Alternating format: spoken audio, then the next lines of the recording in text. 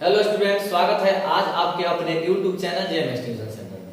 मैं पंडित रमेश कुमार आज के इस वीडियो में लेकर आया हूँ 12वीं कक्षा का 4 पाठ, जिस पाठ का नाम है अर्धनारीश्वर।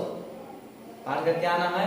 अर्धनारीश्वर, जो बहुत ही अच्छे राष्ट्र कवि रामधारी सिंह दिनकर के द्वारा लिखा गया बहुत ही अच्छा कहानी है, जिसका नाम है अर्धनारीश्वर।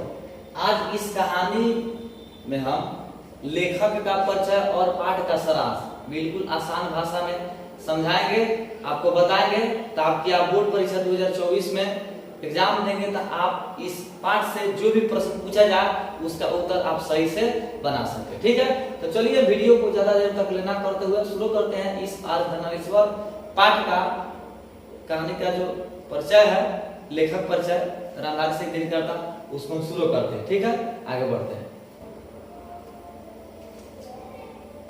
ठीक है, लेखक परिचय यह 4 पाठ है 12वीं कक्षा का हिंदी, जिसका नाम है अर्धनारीश्वर। रामधारी सिंह दिनकर के द्वारा लिखा गया, वही रामधारी सिंह दिनकर जिनको राष्ट्र कवि के नाम से जाना जाता है। तो चलिए हम वीडियो को ज्यादा देर न करते शुरू करते हैं। इनका जीवन। राष्ट्र कवि रामधारी सिंह दिनकर एक विख्यात एवं प्रतिष्ठित कवि तो थे ही, साथ ही एक उत्कृष्ट कोटि के गद्यकार भी थे। समझिए, रामधारी सिंह दिनकर एक विख्यात एवं प्रतिष्ठित कवि थे, इसके अलावा वे उत्कृष्ट कोटि के गद्यकार भी थे। मतलब रामधारी सिंह दिनकर कहानी भी लिखते थे और साथ साथ कविता भी लिखते थे, गद्य और पद्य दोनों लिखते थे। चलिए, छायावादोत्तर काल के एक अत्यधिक प्रतिष्ठित कवि माने जाते थे। क्या माने जाते थे? छायावादोत्तर काल के एक प्रतिष्ठित छायावादोत्तर काल के एक प्रतिष्ठित कवि के रूप में वे माने गए थे। कौन? रामधारी सिंह दिनकर, जिनका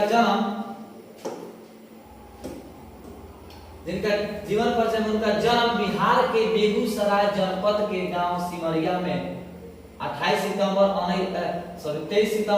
1908 ईस्वी में हुआ था। क्या समझे कि रामधारी सिंह दिनकर का जन्म बेगूसराय जनपद के मतलब जिला होता है। आपसे पूछे थे कि रामधारी सिंह दिनकर का जन्म कहाँ हुआ था, राज्य पूछेगा तो बिहार राज्य, बिहार किस जिले में? आप बता देंगे बेगूसराय जिले में। जनपद के मतलब जिला होता है। चलिए, कब हुआ था तो बता देंगे 23 सितंबर 1908 ईस्वी में। ठीक है, चलिए, पिता का नाम रवि सिंह पूछा जाएगा कि रामधारी सिंह दिनकर के पिता का नाम तो रवि सिंह, ठीक है, और माता का नाम मनरूप देवी था। चलिए, माता का नाम मनरूप देवी। रामधारी सिंह दिनकर के माता का नाम तो मनरूप देवी। ठीक है, देखते रहिए। आपकी पत्नी मतलब रामधारी सिंह दिनकर की पत्नी का नाम श्यामवती देवी था। क्या था? तो रामधारी सिंह दिनकर के पत्नी का नाम श्यामवती देवी था। ठीक। शिक्षा, उनकी प्रारंभिक शिक्षा गांव में ही संपन्न हुई। रामधारी सिंह दिनकर की प्रारंभिक शिक्षा अपने गांव में ही संपन्न हुई। उसके बाद में 1928 में मोकामा घाट रेलवे हाई स्कूल से मैट्रिक की परीक्षा पास किया। पूछा जाएगा आपसे कि रामधारी सिंह दिनकर ने मैट्रिक की परीक्षा कहां से पास किए? तो बता देंगे मोकामा घाट रेलवे हाई स्कूल से मैट्रिक की परीक्षा पास की। कब? तो 1928 में। ठीक है, 1932 में पटना कॉलेज से बीए, 1932 में क्या किए? तो पटना कॉलेज से बीए ऑनर्स किए। किस भाषा में? इतिहास में।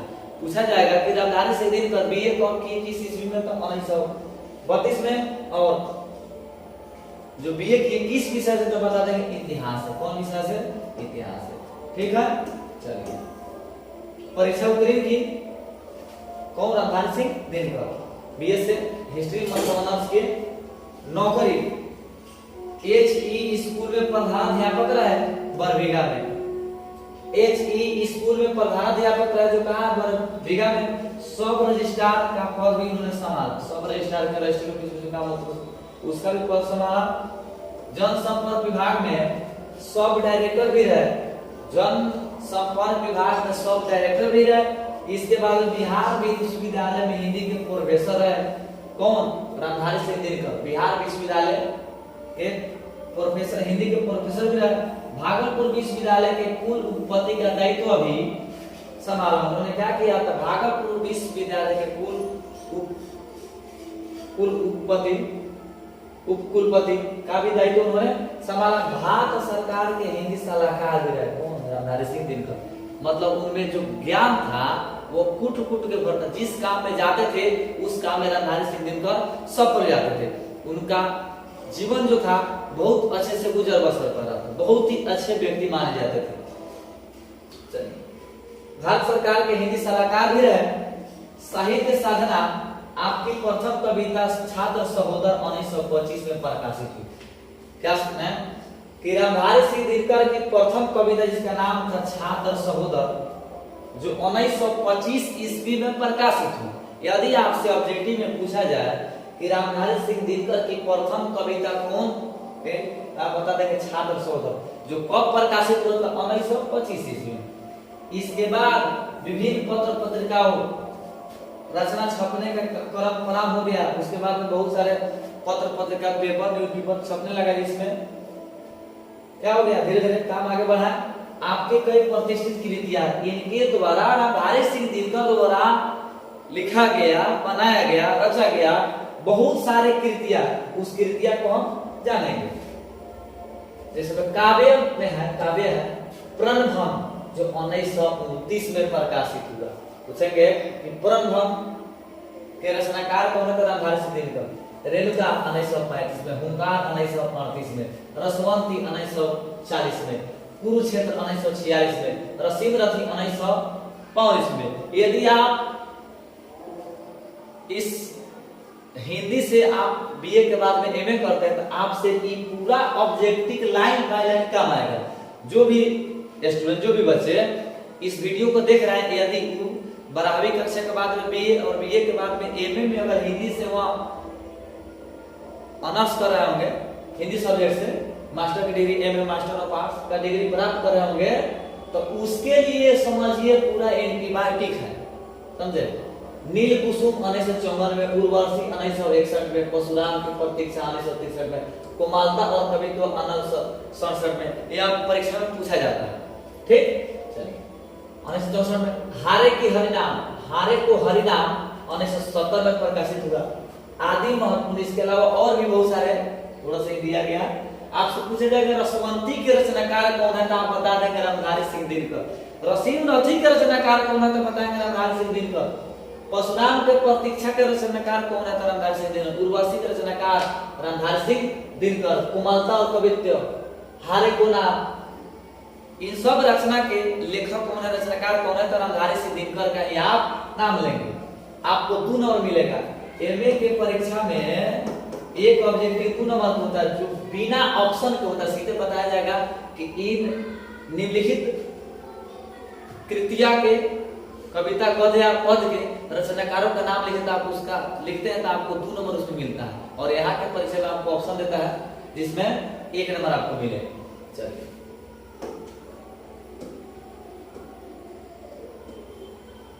गद्य रचनाएं हैं मिट्टी की ओर, जो 1946 में आया, और 1952 में संस्कृति के 4 अध्याय। आपसे पूछ देंगे तो संस्कृति के 4 अध्याय पाठ के रचयिता कौन है, लेखक कौन है, रचनाकार कौन है, तो आप बता देंगे रणधारी सिंह दिनकर।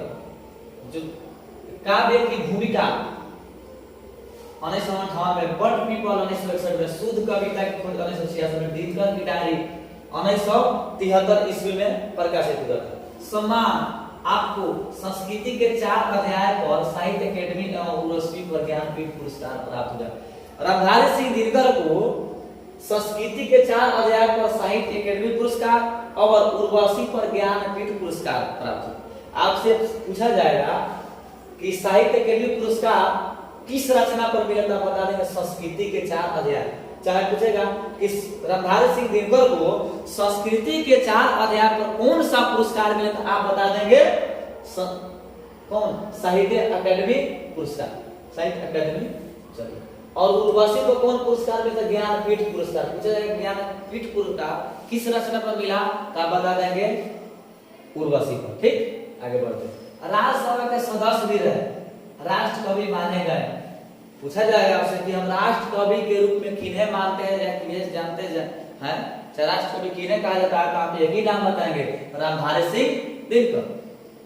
चलिए, राष्ट्र कवि माने गए, पद्म भूषण से भी सम्मानित हुए रणधारी सिंह दिनकर। व्यक्तिगत उन्माद, राष्ट्रीय चेतना के साथ साथ सांस्कृतिक चेतना भी, सांस्कृतिक चेतना के गायक भी थे। रामधारी सिंह दिनकर राष्ट्रीय चेतना के साथ साथ क्या थे, संस्कृति चेतना के गायक भी थे। उनमें कूट कूट को ज्ञान हो रहा था।